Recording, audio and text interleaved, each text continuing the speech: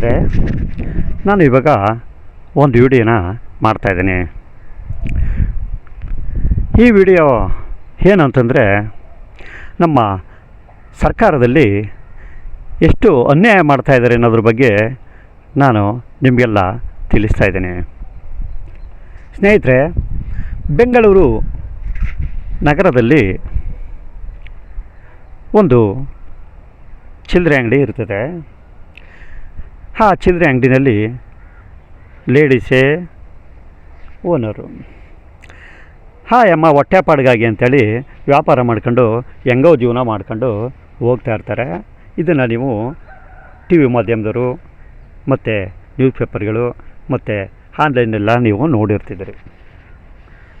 ಇದನ್ನು ಮಾರಬಾರ್ದು ಅಂಥೇಳಿ ಸಂಬಂಧಪಟ್ಟ ಅಧಿಕಾರಿಗಳು ಆ ಎಮ್ಮನ್ನು ಅರೆಸ್ಟ್ ಮಾಡ್ಕೊಂಡು ಜೈಲು ಬಿಟ್ಟು ಪುನಃ ಅಲ್ಲಿಂದ ಜಾಮೀನು ಮೇಲೆ ಬಿಡುಗಡೆ ಮಾಡಿರೋದು ಸರಿ ಅಷ್ಟೇ. ಇದು ನಿಮಗೆಲ್ಲ ತಿಳಿದಿರುವಂಥ ವಿಚಾರ. ಕೇವಲ ಸಿಗರೆಟ್ ಸೇಯ್ತಾ ಇದ್ದ, ಸಿಗರೆಟ್ ಇವರು ಮಾರ್ತಾಯಿದ್ರು ಅನ್ನೋ ಕಾರಣಕ್ಕೊಂದಕ್ಕೇ ಇವರು ಆ ಎಮ್ಮನ್ನು ಕಸ್ಟಡಿ ತಗೊಳ್ಳೋದು ಎಷ್ಟು ಮಟ್ಟಿಗೆ ಸರಿ ನಿಮಗೆ ಹೇಳಿ. ಸ್ನೇಹಿತರೆ, ಹಿಂದೆ ಸಮ್ಮಿಶ್ರ ಸರ್ಕಾರ ಬಂದು ಯಡಿಯೂರಪ್ಪ ಮತ್ತು ಕುಮಾರಸ್ವಾಮಿ ನೇತೃತ್ವದಲ್ಲಿ ಸಾರಾಯಿನ ಬ್ಯಾನ್ ಮಾಡಿದರು. ಅದು ಇವಾಗಲೂ ಕೂಡ ಎಲ್ಲೂ ಸಿಗ್ತಾಯಿಲ್ಲ. ಈ ಥರ ನೀವು ಪರ್ಮನೆಂಟಾಗಿ ಆದೇಶನ ಈಗಿನ ಸರ್ಕಾರದವರು ಮಾಡೋಕ್ಕಾಗಲ್ವೇ?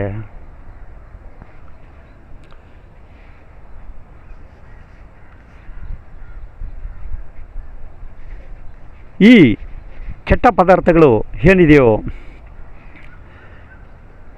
ಹನ್ಸು, ಪಾನ್ ಪರಾಗು, ಗುಟ್ಕಾ, ವಿಮಲ್ಲು, ಸಿಗರೇಟು, ಬೀಡಿ, ಈ ಕಂಪ್ನಿಯವರು ಸಣ್ಣ ಪಣ್ಣ ಅಂಗಡಿಗಳಿಗೆಲ್ಲ ಕೊಟ್ಟು ವ್ಯಾಪಾರ ಮಾಡಿಸ್ತಾಯಿದ್ದಾರೆ. ಅದನ್ನು ಸರ್ಕಾರ ಮಾರಲಿಕ್ಕೆ ಅನುಮೋದನೆಯನ್ನು ಕೂಡ ಕೊಟ್ಟಿರ್ತದೆ. ಇವೆಲ್ಲ ಕೆಟ್ಟವು ಅಂತ ಗೊತ್ತಿದ್ದು ಕೂಡ ಈ ಗುಟ್ಕಾ, ವಿಮಲ್ಲು, ಪಾನ್ ಪರಾಗು ಇವನ್ನೆಲ್ಲ ಅಂಗಡಿನಲ್ಲಿ ಮಾರಬಾರ್ದು ಅಂತ ಅಂಗಡಿಯವ್ರು ಕೇಳ್ತಿರೋ ಹೊರತು ಆ ತಯಾರು ಮಾಡ್ತಿದ್ದಾರಲ್ಲ ಆ ಕಂಪ್ನಿಯವ್ರಿಗೆ ನೋಟಿಸ್ ಕೊಟ್ಟು ಯಾಕೆ ಮುಚ್ಚಿಸ್ಬಾರ್ದು? ಆದ್ದರಿಂದ ಸರ್ಕಾರಕ್ಕೆ ಎಷ್ಟು ಲಾಭ ಬರ್ತಿದೆ ಅಂತ ನಾವು ತಿಳ್ಕೊಳ್ಳೋಣ. ಒಂದು ಪಾಯಿಂಟ್ ಆಯಿತು. ಇನ್ನೊಂದು ಪಾಯಿಂಟ್ ಏನು ಅಂತಂದರೆ, ಯಾವುದೇ ವಾಹನ ರಿಲೀಸ್ ಆಗೋಕ್ಕೂ ಮೊದಲೇ, ಆನ್ ರೋಡು ಬರೋಕ್ಕೂ ಮೊದಲೇ ಲೈಫ್ ಟ್ಯಾಕ್ಸ್ ಇನ್ಶೂರೆನ್ಸು ಎಲ್ಲನೂ ಕೂಡ ಅಲ್ಲೇ ಕ್ಲಿಯರ್ ಮಾಡ್ಕೊಂಡು ನಂತರ ಆನ್ ರೋಡ್ಗೆ ಬಿಡ್ತಾ ಇರೋದು ತಮಗೆಲ್ಲರಿಗೂ ಗೊತ್ತಿರುವಂಥ ವಿಚಾರ. On road insurance, life time tax ಇವನ್ನೆಲ್ಲ ಕೂಡ ರಿಲೀಸ್ ಮಾಡಿಸ್ತಾರಲ್ಲ,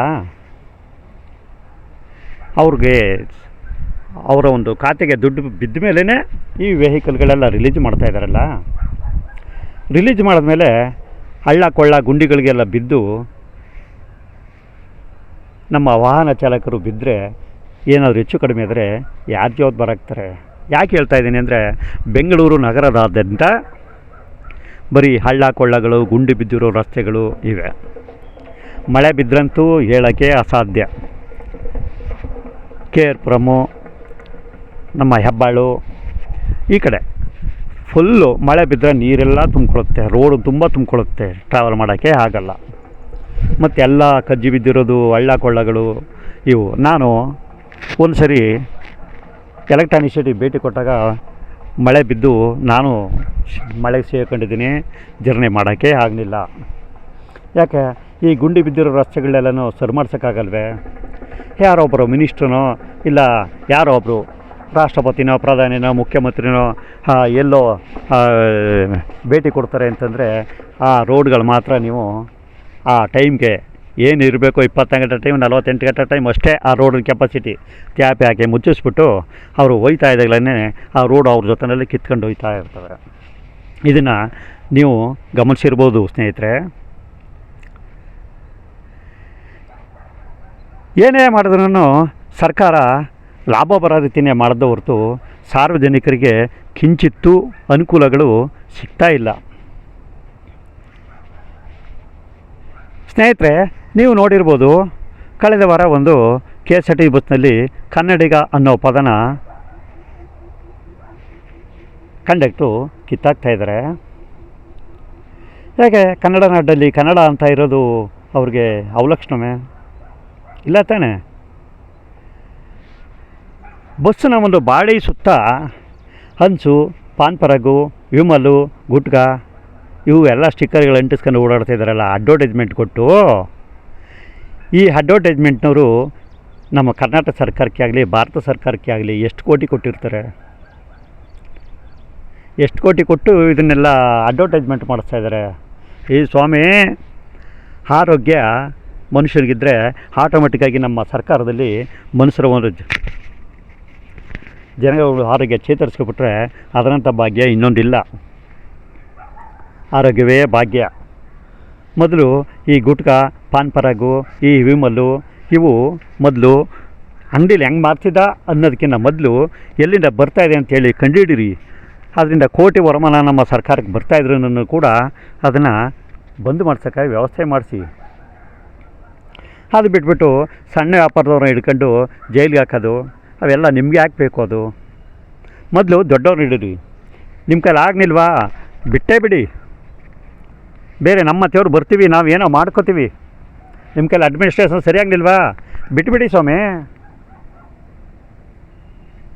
ಆಯಿತಾ? ಇದನ್ನು ಬಿಟ್ಟು ನೀವು ಸಣ್ಣ ಪಂಡವ್ರನ್ನೆಲ್ಲ ಹಿಡೋದು ದೊಡ್ಡವ್ರನ್ನೆಲ್ಲ ಬಿಟ್ಟುಬಿಡೋದು ಯಾತಕ್ಕೆ ಬೇಕು? ಇದು ಒಂದು ಬಾಡಿ ಸುತ್ತ ಬರೀ ಅಡ್ವರ್ಟೈಸ್ಗಳೇ ತುಂಬಿದ್ದಾವೆ. ಮೊನ್ನೆ ನೋಡಿರ್ಬೋದು, ಹೆಣ್ಣು ಮಕ್ಕಳುಗಳು ಸ್ಟಿಕ್ಕರ್ನೆಲ್ಲ ಕಿತ್ತಾಕಿದ್ದಾರೆ ಬಸ್ಸಿನ ಸುತ್ತ. ಒಪ್ಕೋತೀರಾ? ಆದ್ದರಿಂದ ಸ್ನೇಹಿತರೆ, ಸರ್ಕಾರ ಬರೀ ಒಳ್ಳೇದು ಮಾಡೋದಕ್ಕಿಂತ ಕೆಟ್ಟದ್ದು ಮಾಡೋದ್ರಲ್ಲೇ ಮುಂದುವರೆದಿದೆ. ಮತ್ತು ಮುಂದೆ ಎಲೆಕ್ಷನ್ಗಳಿಗೆ ಎಷ್ಟು ಕೋಟಿ ಸಂಪಾದನೆ ಮಾಡಬೇಕು, ಯಾವುದರಿಂದ ಎಷ್ಟೆಷ್ಟು ಕೋಟಿ ಬರ್ತದೆ ಅನ್ನೋದನ್ನು ಇವರು ಚೆನ್ನಾಗಿ ತಿಳ್ಕೊಂಡಿದ್ದಾರೆ. ಅದರಂತೆ ಇವರು ದೊಡ್ಡ ಡ್ರಾಮಾ ಮಾಡ್ತಾಯಿದ್ದಾರೆ. ಹಿಂದೆ ಕುಮಾರಸ್ವಾಮಿ ಮತ್ತು ಯಡಿಯೂರಪ್ಪನವ್ರು ಇದ್ದಾಗ ಸರಾಯಿ ಪೂರ್ತಿ ನಿಷೇಧ ಮಾಡಿದ್ರಲ್ಲ, ಆಗಲೂ ಇದೇ ಜನತೆ ಇದ್ದರು. ಬೇರೆ ಜನ ಯಾರೂ ಇರಲಿಲ್ಲ, ಸಾರ್ವಜನಿಕರೆಲ್ಲ ಇವರು ಎಲ್ಲ ಇವರಿಗೆ. ಈಗ ಸರ್ಕಾರ ಬದಲಾದ ಇಟ್ಟಿಗೆ ರೌಡಿಜಮ್ಗಳು, ಈ ಒಂದು ಕೆಟ್ಟ ಏನು ಇದೆಯೋ ಡ್ರಿಂಕ್ಸು, ಪಾನ್ ಪರಾಗು, ಹನ್ಸು, ವಿಮಲ್ಲು, ಗುಟ್ಕ ಮತ್ತು ಏನೋ ಇದೆಯಲ್ಲ ಅದು ಚಿನ್ನ ಯಾವುದೋ ಹಟ್ಟಿಕಾ ಗೋಲ್ಡ್ ಕಂಪ್ನಿ, ಇವೆಲ್ಲ ಯಾಕೆ ಬೇಕು? ನಮ್ಮ ರಸ್ತೆ ಸಾರಿಗೆ ಸಂಸ್ಥೆಯವ್ರಿಗೆ ಯಾಕೆ ಬೇಕು? ಒಂದು ಹಿಂದೆ ಸುವರ್ಣ ಕರ್ನಾಟಕ ಅಂತ ಬೋರ್ಡ್ ಇತ್ತು. ಆ ಬಸ್ಸನ್ನು ನೋಡಲಿಕ್ಕೆ ಒಂದು ಚೆಂದ ಇರ್ತಿತ್ತು. ಅದಕ್ಕೂ ಮೊದಲೇ ಕರ್ನಾಟಕ ರಾಜ್ಯ ರಸ್ತೆ ಸಾರಿಗೆ ಸಂಸ್ಥೆ ಅಂತ ಇತ್ತು. ಅದನ್ನು ತುಂಬ ಚೆನ್ನಾಗಿರ್ತಿತ್ತು. ಈಗೇನು ಕರ್ನಾಟಕ ರಾಜ್ಯ ರಸ್ತೆ ಸಾರಿಗೆ ಸಂಸ್ಥೆನೇ ಆಗಲಿ, ಒಂದು ಇನ್ನೊಂದು ಯಾವುದೋ ಒಂದು ಏನೋ ಸುವರ್ಣ ಕರ್ನಾಟಕನೇ ಆಗಲಿ, ಯಾವುದೂ ಇಲ್ಲವೇ ಇಲ್ಲ. BMTC ಒಂದು ಮಾತ್ರ ಕಾಣುತ್ತೆ, ಇನ್ನು ಬಾಕಿಯವೆಲ್ಲ ಪ್ರೈವೇಟ್ ಬಸ್ನಾಗ ಕಾಣ್ತಾ ಇದ್ದಾವೆ. ನಾನು ಮೊದಲು ಬೆಂಗಳೂರು ಕಾಲಿಟ್ಟಾಗ ಏನು ಪ್ರೈವೇಟ್ ಬಸ್ಗಳು ಇಷ್ಟು ಹತ್ರ ಬಿಟ್ಟಿದ್ದಾರೆ ಅಂತ ತಿಳ್ಕೊಂಡೆ. ಆಮೇಲೆ ನೋಡ್ತೀನಿ ಇವೆಲ್ಲ BMTC ಬಸ್ಗಳು ಅಂತ ಆಮೇಲೆ ಗೊತ್ತಾಯಿತು. ಅಲ್ಲ ಸ್ವಾಮಿ ಸಚಿವರುಗಳೇ, ಮೊದಲು ಸಣ್ಣ ಕೆಲಸ ಮಾಡೋದು ಬಿಟ್ಬಿಟ್ಟು ದೊಡ್ಡ ಕೆಲಸಗಳಿಗೆ ಕೈ ಹಾಕಿ. ಇದು ಸಂಬಂಧಪಟ್ಟವ್ರು ಯಾರೇ ಆಗಿರಲಿ, ಸಾರಿಗೆ ಸಂಸ್ಥೆಯವರು ಆಗಿರಲಿ, ಮುಖ್ಯಮಂತ್ರಿನೇ ಆಗಿರಲಿ, ಇನ್ನೊಬ್ಬರೇ ಆಗಿರಲಿ, ಮೊದಲು ಹೊಟ್ಟೆ ಪಾಡೋ ಜನ ಬಿಡಿ. ಮೊದಲು ಎಲ್ಲಿಂದ ಬರ್ತದೆ ಅಂತ ಕಂಡುಹಿಡೀರಿ. ಕಂಡುಹಿಡಿದುಬಿಟ್ಟು ಅವ್ರನ್ನ ಮೊದಲು ಬ್ಯಾನ್ ಮಾಡಿಸಿ. ಅಲ್ಲಿ ಬ್ಯಾನ್ ಆಗಿದ್ರೆ ಈ ಸಣ್ಣ ಪಣ್ಣ ಅಂಗಡಿಗಳಲ್ಲಿ ಒಂದು ಬೀಡಿನೋ, ಸಿಗರೇಟೋ, ಪಾನ್ ಪರಾಗೋ, ಹಂಸ, ವಿಮಲ್ಲೋ, ಗುಟ್ಕನೋ ಯಾವುದೂ ಬರಲ್ಲ. ನಿಮಗೆ ಗೊತ್ತಿರ್ಬೋದು, ಈ ಗುಟ್ಕ, ವಿಮಲ್ಲು, ಹನ್ಸು, ಪಾನ್ ಪರಾಗು ಇವನ್ನೆಲ್ಲ ಶ್ರೀಮಂತರುಗಳು ತಿನ್ನೋದಿಲ್ಲ. ತಿನ್ನೋರೇ ಬಡ ಜನರು. ಬಡ ಜನರು ತಿಂದು ಅವರ ಆರೋಗ್ಯ ಹೆಚ್ಚು ಕಡಿಮೆ ಆಗುತ್ತೆ. ಹಾಗೆ ಆಗುತ್ತೆ. ಈ ದವಡೆ ಕ್ಯಾನ್ಸರ್ ಬರ್ತದೆ, ದವಡೆ ಕ್ಯಾನ್ಸರು ಬರ್ತದೆ, ಮತ್ತು ಕಿಡ್ನಿ ಫೇಲ್ ಆಗುತ್ತೆ, ಏನೋ ಆರೋಗ್ಯದಲ್ಲಿ ಏರುಪೇರು ಆಗುತ್ತೆ. ಇವರು ಸರ್ಕಾರಿ ಆಸ್ಪತ್ರೆಗೆ ಹೋಗ್ತಾರೆ, ಒಂದು ಇಂಜೆಕ್ಷನ್ ಹಾಕ್ಸೋ ಬರ್ತಾರೆ, ಸರ್ಕಾರಿ ಸೌಲಭ್ಯ ಇಲ್ಲ ಅಂತ ಹೇಳ್ತಾರೆ. ಇನ್ನು ಪ್ರೈವೇಟ್ ಆಸ್ಪತ್ರೆಗಳಿಗೆ ಇವರೇ ತೋರಿಸೋಕ್ಕೆ ಶಕ್ತಿ ಇರೋದಿಲ್ಲ, ಯಾಕಂದರೆ ಅದನ್ನು ನಾವು ಮೆಚ್ಚಬೇಕಾದಂಥ ಸಂಗತಿ. ಈ ಹಂಸು, ಪಾನ್ ಪರಾಗು, ವಿಮಲ್ಲು, ಗುಟ್ಕಾ ಇವನ್ನೆಲ್ಲ ಬಡವರೇ ತಿಂದಿರೋ ಹೊರತು ಶ್ರೀಮಂತರು ತಿನ್ನೋದೇ ಇಲ್ಲ. ಇವನ್ನ ಎಲ್ಲೋ 10 ಕೊಬ್ಬ 100 ಕೊಬ್ಬ ತಿಂತಾರೆ. ಆದರೆ ಇವರು ನಮ್ಮ ಗಾರೆ ಕೆಲಸರಾಗ್ಬೋದು, ಬಣ್ಣದ ಕೆಲಸರಾಗ್ಬೋದು, ಇನ್ನಿತರ ಯಾರೇ ಕೆಲಸರಾಗಲಿ ಇವೆಲ್ಲ ಹೆಚ್ಚೆಚ್ಚು ಸಾಮಾನ್ಯವಾಗಿ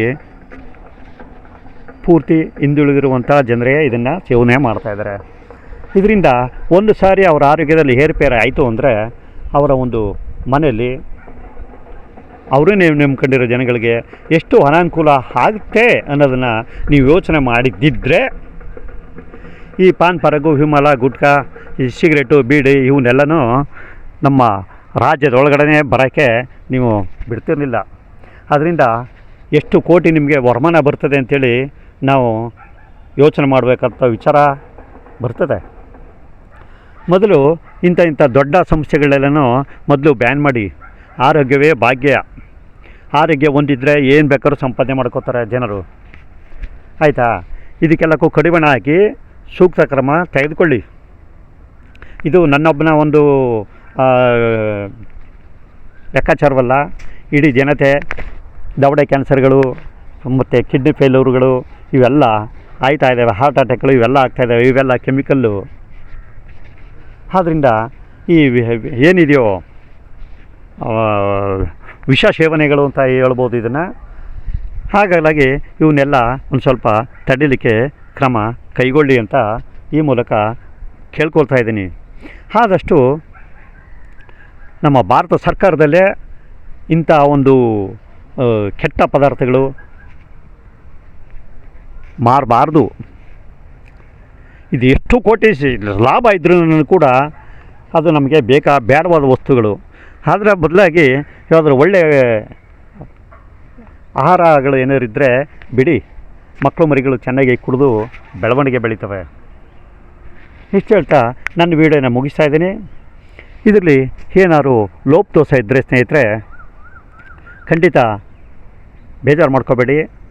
ನಾನು ಯಾವುದೋ ಒಂದು ವಿಚಾರ ಹೇಳಲಿಕ್ಕೆ ಬಂದು ಈ ವಿಚಾರ ನೆನಪು ಬಂತು.